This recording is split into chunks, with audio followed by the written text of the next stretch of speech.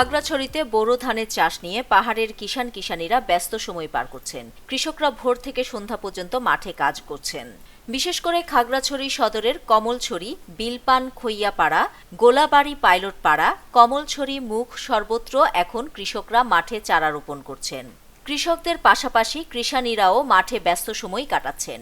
খাগড়াছড়ি কৃষি সম্প্রসারণ বিভাগ জানিয়েছে, এবারে জেলার 9টি উপজেলায় 12,700 হেক্টর জমিতে বোরো চাষ হচ্ছে। আমরা জমিনে চাষ করতেছি, বোরো ধান লাগাইতেছি 102 ধান।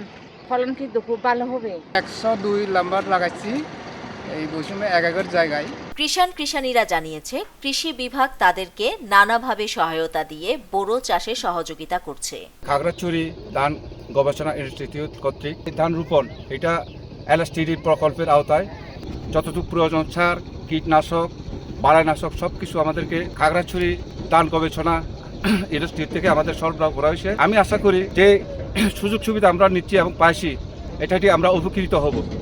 খাগড়াছড়ি কৃষি সম্প্রসারণ বিভাগের অতিরিক্ত পরিচালক ওঙ্কার বিশ্বাস জানান, এবারে জেলায় 12,700 হেক্টর জমিতে বোরো চাষাবাদ হচ্ছে। 30 ভাগ বোরো চারা রোপণ করা হয়েছে। কৃষকরা 102, 108, 41 ব্রি ধান লাগাচ্ছে। আশা করছি এবার ফলনও ভালো হবে। এখন বড় মৌসুম চলতেছে, ধান লাগানো চলতেছে। বড় মৌসুমে আমরা আমাদের লক্ষ্যমাত্রা 12,700 হেক্টর, 30 ভাগ জমিতে ধান লাগানো শুরু হয়ে গেছে। আশা করতেছি আগামী 10-12 দিনের মধ্যে আমাদের বড় মৌসুমে ধান লাগানো কমপ্লিট হয়ে যাবে।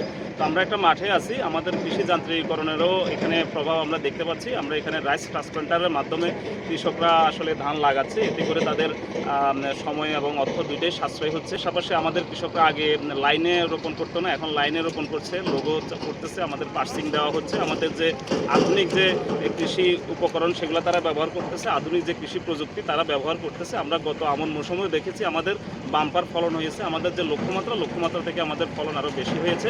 এবারও আমরা আশা করি আমাদের ফলন আমাদের লক্ষ্যমাত্রা ছাড়িয়ে যাবে। আমাদের আবহাওয়া যথেষ্ট অনুকূলে আছে এবং আমরা এখানে উন্নত যে জাতগুলো 100-র উপরে যে জাতগুলো সেগুলোই কৃষকরা করছে।